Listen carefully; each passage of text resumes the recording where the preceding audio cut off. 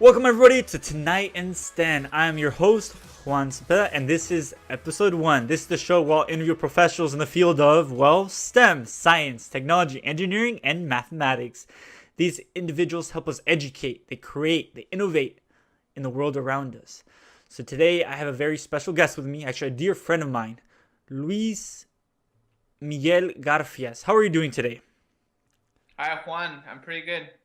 Thank you for having me tonight in STEM.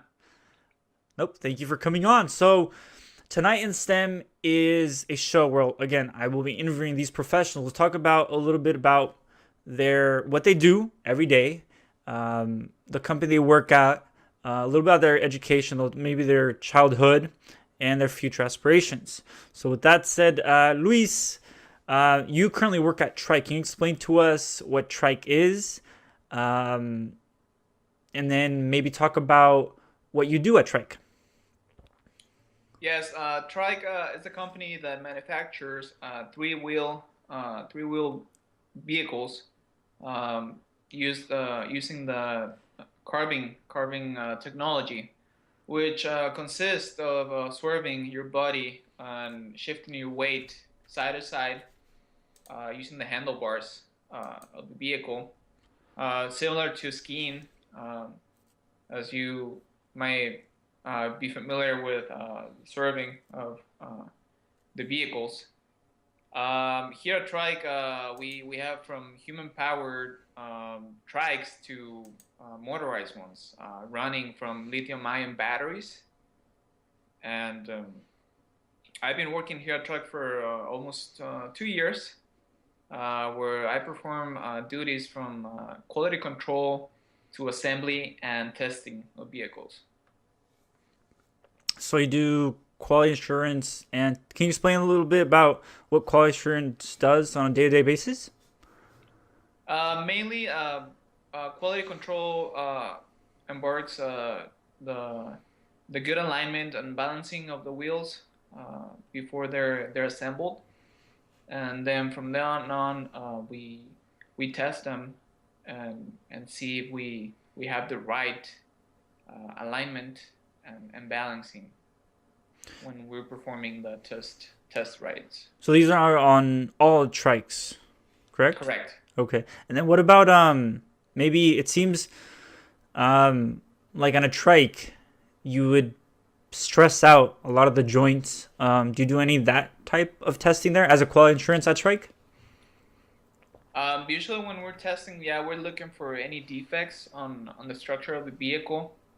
We make sure that we don't have any cracks or any points that where we know that stresses can happen that will break when we're testing them.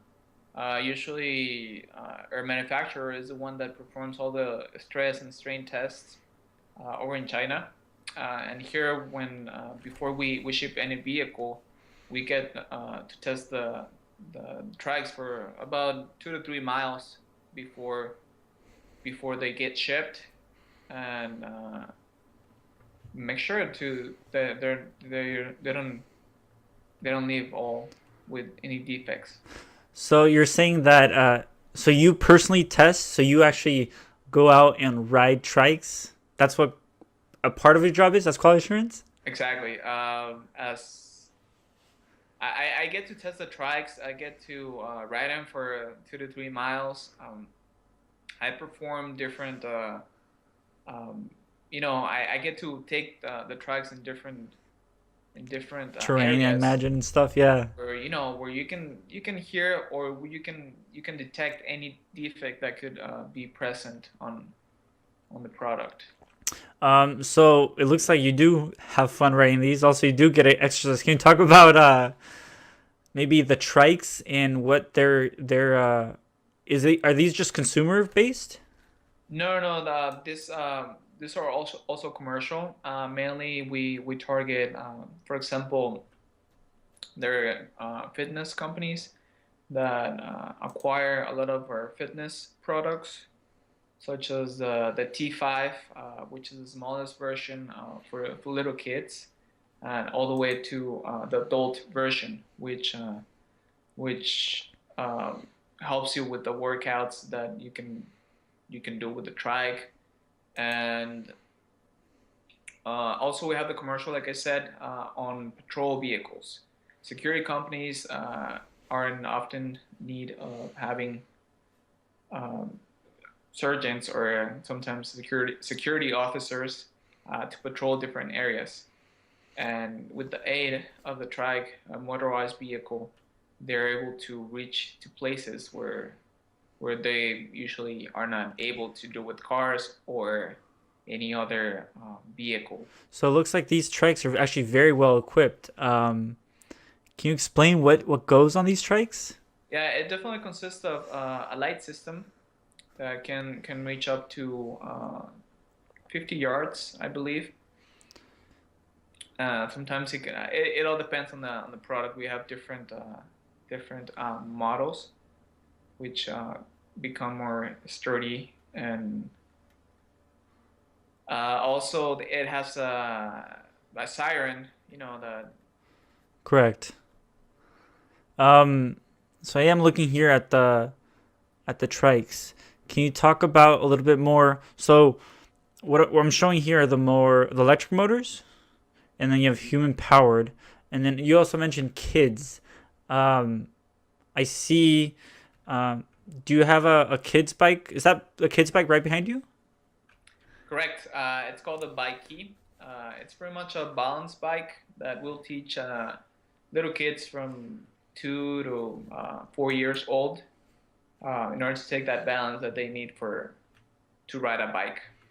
That's actually really clever. So this kind of teaches. This is like the intermediate step actually before getting an actual bike. Correct. Okay, that's actually clever. Um, so at Trike, how long have you been there at Trike? Like I said before, I've been working for Trike for 2 years already. I started as soon as I finished my undergraduate degree at Santa Barbara, UC University of California, Santa Barbara, where I obtained my mechanical engineering degree. So, can you explain? So, you're a mechanical engineer as a quality insurance. Uh, what what helped you get that position as a quality insurance? Because you're mechanical. What attributes or what things did you learn as a mechanical engineer? Mainly that since the product that we sell here at Trike, it's basically 70% consists of all mechanical um, parts. I was able through my education to put in practice what I've learned from mechanical stresses in the vehicle, all the way to the way some mechanisms such as the wheels and other structures from the trike um, work. So I'm looking at these pictures. They look actually really fun to do to actually ride a trike. Can you actually tell us about your first experience on a trike? Yeah, my first experience riding a trike wasn't the best. I was my boss let me borrow one trike for the day when I was still going to school. So I took the trike probably just to show off my classmates about the opportunity I had at work of riding trikes. And then, like I said before, when you're riding the trike, you pretty much have to serve the handlebar so that you can get the propulsion. And then what happened to me is that I went too much on the swerving, that the wheel turned too much more than it should have, and I fell on the ground. That Yeah, wasn't your good first experience. I got a full I got a few scratches, but that was the last time I fell from a trike. The first Okay. and last. Yeah, because I remember because I had a chance to go down to Buellton, California, where Luis is, and actually try out a trike. I didn't fall, but I guess I had a very good instructor. Luis was showing me how to ride the trike. It is a little bit hard to get used to, but the learning curve is actually really small. Once you get into it, you'll be surprised that the side by side motion you can actually get it, and it's actually a good workout. Definitely, riding a trike will help you get a good workout in your arms, upper body muscles, and lower body as well. So it's a great workout while having fun. Yeah, that's actually interesting because a regular bike, you're just more working out your lower body. But then it seems with a trike, you're working both your lower and your upper body, like you can see in the video right now. That's interesting. Um, so, do you do anything else other than quality assurance at trike? My position is technical support, but in order to be knowledgeable about all the issues that could come up with the product, you have to be doing quality control. Yeah, I get to deal with customers that could have issues with their trikes, and I get to talk to people, which is good. So you're not stuck in the back just doing engineering work. You actually talk to customers. Exactly. That's awesome. Um, so trike. Uh, is this how big is the company? It's a really small company. We're about 10 employees, and it's worldwide. We have from Trike Europe to Trike Asia, and then soon we're gonna have it's already in existence, Trike Brazil. Okay. It's all over the world, but I mean, headquarters is here in Buellton, California, a really small town, and we're always looking to grow up and as a company and to bring the technology to some some areas are not really fully introduced into this technology, and we're striving Correct. to have a world with trikes. Yeah. Yeah, because I've here in Santa Barbara, California, I do see some of the trikes, and it's always fun seeing them zipping by, going side to side. Um, awesome with that. So, you're a mechanical engineer. You graduated from University of College Santa Barbara. Can you talk about your experience at Santa Barbara? UC Santa Barbara? Yeah, I was a transfer student coming from Santa Barbara City College, and I spent 4 years there at Santa Barbara City College, and then I transferred to UCSB. Okay, so you're from high school to community college, Santa Barbara City College, and to UCSB.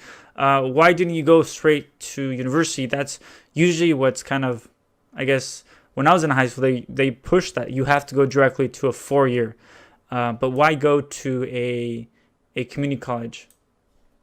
It was the most convenient decision I had back then when I was a recent graduate from high school. I found in a community college to have a span of time to save money and to be able or to really find out what I really wanted to do for my life. Um, at City College, I was able to be in programs that would help me, develop uh, the the decision or make the decision to go towards certain career. So you're saying that um, at City College, you actually found out that you wanted to be in a STEM major, a mechanical engineer to be specific, or at what point did that happen? I found out at first when I graduated from high school, I wanted to do a business administration Okay, that's career, different. Yeah. which is different from what I'm doing right now. Not quite different from what I'm doing right now, but it covers other fields. Other areas, yes. And yeah, at first I was inclined to have a that degree in business, but the curriculum for business administration only had a few math classes. I'm really passionate about math, and I wouldn't see myself going to school and not having math. So that's why I had second thoughts about continuing with that career until one day the program director from the MESA program, which is a Math Engineering Science Achievement program. She came to my English class to give a presentation on MESA, what we call, and I was really interested because, like I said, I was really interested in math, and I was like, why not? Why Why shouldn't not I? math? Yeah, Yes. go to their clubs meetings, and probably something good could happen. Correct. So I know your English is a second language for you. Um, did at any point uh, you feel that math, you understood it, you could communicate that other than English, kind of shifted your decision to join um, the STEM fields? Did anything like that happen? Well, like I Because math, I said, guess you can say, is universal. And exactly. Math is a universal language, and wherever you go, you're gonna find math, and that's a good way to communicate with others as well.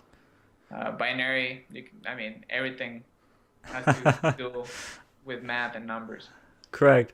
So did that have an influence because you understood that very well, other than English, um, kind of push you and lean towards just understanding math, and I guess that kind of catapult yourself into the sciences? Not as much. Okay. I think for any career that I would have chosen, English had to be involved, right? I chose more. I chose engineering more because of the challenge it would give me um, to know more about math, science, and other areas. Yeah. I know your dad is a civil engineer who he graduated from what university? Universidad de Guadalajara. Oh, okay. So, uh, how what impact did he have on you choosing STEM? Did he at all? Did he always kind of let you choose what you wanted to be? He was a great influence for me, mainly because he was one of the persons that would help me with my math homework when I needed it, and other times because I got to work with him when I was and I was a little kid, and my through my adolescence, uh, he would always challenge me to think about ways of coming up with solutions for work. Okay. And from there, like I was really familiar with thinking process and bringing up a solution at a really low cost, which is pretty much what engineering Correct, does. correct. Yeah. That's kind of cool. Um, so we talked about how you chose math and how that kind of geared you, introduced you into the sciences and engineering, then how your dad kind of influenced you. Were there other outside sources or any of the other reasons you decided to join STEM? You mentioned Mesa. Is there anything else? Mesa, like this correlated with Mesa. Being able to be in that program and finding I found a really good group of people support that I needed to continue my my career. And through there, like even though like there were hard times when I was struggling in some of my classes, having that group of people that had the same goals really motivated me to continue in that path. So you okay? So at Mesa, you had a group of friends who actually motivated you, and that's actually yeah. So I can definitely correlate to that. How you understand each other, you motivate each other, you challenge each other, and I'm assuming that that helped you, and also you were in the same place.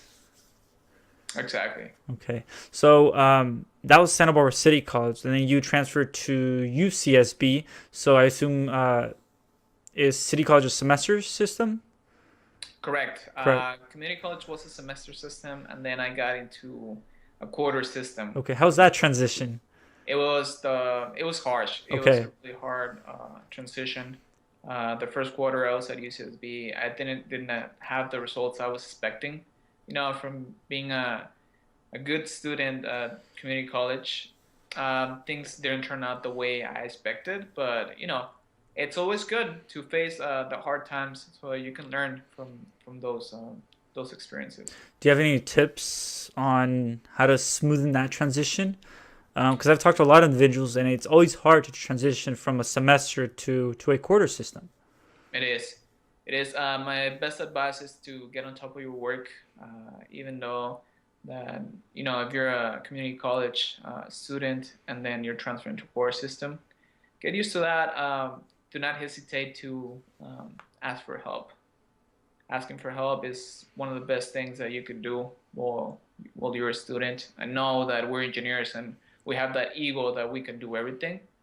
But remember, support groups are the best option you have when having a hard time.